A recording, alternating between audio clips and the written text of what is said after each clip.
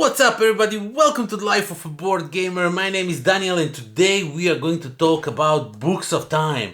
This is a long overdue review about an awesome game, so without further ado, let me show you what you get inside this box because this game looks just phenomenal.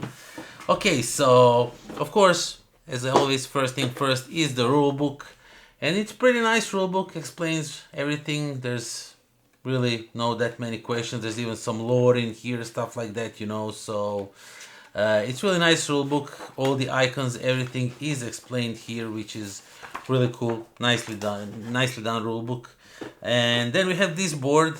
Now this game by itself does not have a board, but this thing over here is where you are going to move up these tracks, and as you move up these tracks you will get certain amount of points depending how well you do, how many icons do you collect on the cards and all that.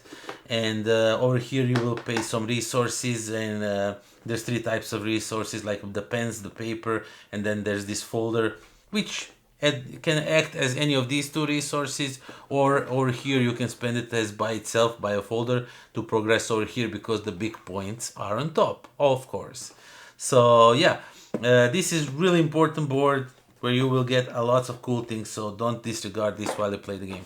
So as I said, you will get a bunch of tokens for the resources, so you get the pens, you get the paper, and then you have these folders, and they can act and either one or another, or you can just use them as a folder as they are to progress on tracks. So there's also some solo components. I haven't played this game solo, and there is also this thing over here that gives you, so you can track if you go over 50 points or 100 points, you get some extra icons, because the red cards are really hard to collect all the icons, so you will get icons that way. And this bookmark just makes you, so you put it to bookmark where the end of the game is, so you can like prepare yourself that the end game is near. So yeah, that sounded sinister, but you know what I thought. Okay, so each player will get a set of these components. Now these are randomly assigned, so I just put them with each player, but you can of course keep them separately and give them to each player. And I'm gonna show you them later. Before I have to explain you how the game works actually. And you have this like action, this handy dandy cheat sheet that tells you all the icons, what the icons are, what they are doing, how you interpret them. And this is like where all the game is summarized, over here and over here. All the actions, all the things you can do in your game. So you can activate pages, you can draw cards, you can write pages in your book, you can close a book, you can advance on the tracks, stuff like that. Everything that you can do in this game is explained over here, and it's done really nicely. This is like super helpful thing, and thankfully each player get its own, which is really awesome. So yeah, the rounds are timed in a really cool way. So you have this like a pedestal sort of, and you have this book, and there's going to be a certain amount of pages depending how many players is playing, if I'm not mistaken right now. And what you do is you just open it up, and these are like the actions that you can do throughout the game. You can activate one of these. Once the first turn is over, you will just flip the book, and then the second turn is on, then the third turn, the fourth turn, and at some point you will come to the end when you will close the book, you will score the points, and whoever has the most points is the winner. Now this thing, like you are closing your book, that thing, it just feels so great. I don't know what it is about it, but I really like it. Okay, so each of the players gets one of these books in each color. So you get a red, a yellow, and a green one. They are about people, travels, inventions. I'm not really sure right now, so I'm not gonna go into it too much, but you will start with some pages in here already in the book, so these are like always the same in each book, but as the game progresses you will put new pages into the book. So, and each of these books do the exactly same thing, but they just give you different resources and stuff. So this one is oriented more toward pens, and toward writing, getting cards. This one lets you play cards, you get more paper or discard some cards to climb on tracks, while this one gives you victory points by itself, a lot of victory points. is in here in the green one. And yeah, as I said, the game revolves around these cards, and there's like a bunch of cards. Of course, the yellow have to go in a yellow book, the red one go in the red one, the green one go in the green one. You can mix and match them, so that's very important. And yeah, you will have these books in front of yourself. You will have this thing over here, and you will have it like this in front of yourself.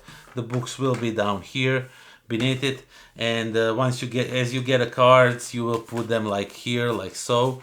And once you have 5 cards, you can't have any more cards, of course. That's the maximum you can have. In these cards are like in reserve. You can't use them right now, but you can use an action to put them in your book, which means then you will open up this thing and you will put it like so, and then this action and this action are on the same page. And now when you flip it, this action and this action happens together.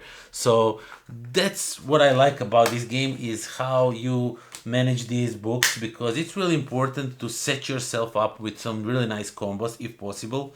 And of course, as you write something, the cards will slide to open room for the new cards, stuff like that. And yeah, everything revolves around these cards. And now I want to show you the things that you have, each player has. And that are these. You get some tokens so you can track your progress on that board that I buried around here. So on this board, so you can track your points and where you are on this all 3 tracks. You have this thing over here, this like a bookmark, because sometimes you want to flip through your books to figure out where is what, because sometimes it's important. And if you want to do, like, if you don't, so you don't remember what you're doing, you can just put this bookmark, flip through the book, and then you know you have to return to this thing over here, because this is where you are currently. And each of these things so has 3 levels, let's call them levels, that you need to like unlock. So for example, the green ones, once you have 3 different icons in the green book, and the starting books have no icons in them. So as you can see, all of the cards have icons up here, and as you collect those icons in a books, you have to abide certain things to get these points. So for example, the green ones require you to have each different icon that you can possibly find, up to 4 different. Then you have to like repeat one specific, and each player will have this specific one different. And the yellow ones are the hardest because they need to be in this correct order showing here. So as you put them in this order, you will then be able to score points. And the red one just requires you to have 2 of the same, and then 2 of some other kind, or 3 or 4 of the same and 2 of other different icons. So the red forces you to like collect more of one icons and less of everything else. And yeah, as you are doing all that, as you are collecting cards, as you are putting them in your books, as you are playing the game, you are trying to set yourself up for combos, for scoring. And this game is phenomenal. It works. It really works. Now, these books, they do feel like a gimmick, like a trick of sorts, but really, the way you are flipping through this book, the way you are setting your actions, thinking what you want to, and you have to like think when it's about the yellow book, you have to put the cards in a certain order. And sometimes you don't like it, but then you really want to score those points, but actions don't match really great. You like have better options, but that would mess up with your scoring. So you have to account for all that and figure out what you want to do. Overall, Books of Time is such a great game. I really, really enjoyed it. Putting these cards in these books, trying to figure out, as I said, the best combos possible, and scoring. Now playing on this board, also getting these points. Now these folders that you get over here, usually they are at one point in a game you really want to spend that folder because you're really missing the resource. But once you climb up over here and you don't have folder to pay, so you can't go on these 2 last spaces, then you're really gonna miss it. Then you're really gonna think, maybe I shouldn't have spent it. But yeah, the game works. It really works. I don't know how I would describe it. What kind of mechanic is here? It's book flipping thing going on. I'm not really sure, but I just enjoy it, and the cards with the icons in this game are really important. And usually, a lot of time, actually every time I played it, uh, people just go for your icons because they just like the card, you know. For example, like say for example, you have to like collect these icons on the red ones, like these amoebas or whatever they are, and people are just taking them. I mean, they of course they need them. They need them because they need different icons, but you really need them. And the great thing is that you get these red tokens that you can acquire through climbing on the red track. So you can kind of offset a little bit of bad luck if somebody managed to snag a card before you manage to get to it. Because you know these cards are shuffled and they come in order in what they come. So you don't know what will come. Stuff like that. So because once the red card shows up maybe and this is the symbol that you need, but now it came out just now as you purchased some cards, it showed up. So now you have to like wait full circle and hope nobody will take it. And of course somebody will take it because that's your luck or the lack of it.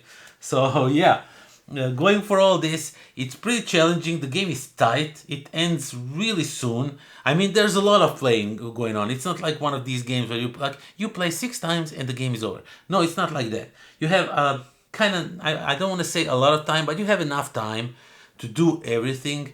But you have to be really methodical. You have to be really forward thinking. You have to set yourself up for things to happen, and that's what I like about this game. It's really awesome. Definitely, if you are even a little bit of a book nerd, I'm completely not a book nerd. I think last book I read was the rule book for this game. I mean, I don't read books and anything, but this game I really like. Because you know, sometimes people would see, oh, Books of Time, it's probably aimed towards somebody who likes books. No, if you like great game, check this one out. Doesn't matter if you like books or not, check out Books of Time, it's a great game. And that is that. Thank you all for watching, thank you all for subscribing, for supporting me on Patreon. If you are not, please consider doing so. It helps this channel a lot because everything I earn over there on Patreon, I just pour back into the channel. And yeah, that is that. Thank you all for watching, for subscribing, as I said, for all that mumbo jumbo. And until next time, pozdrav. Phenomenal game. So yeah, let's get down to the table. Let's get down to the table. No. Side. We have a bunch of these. This is like there's two types of resources. There's like these pens. There's like these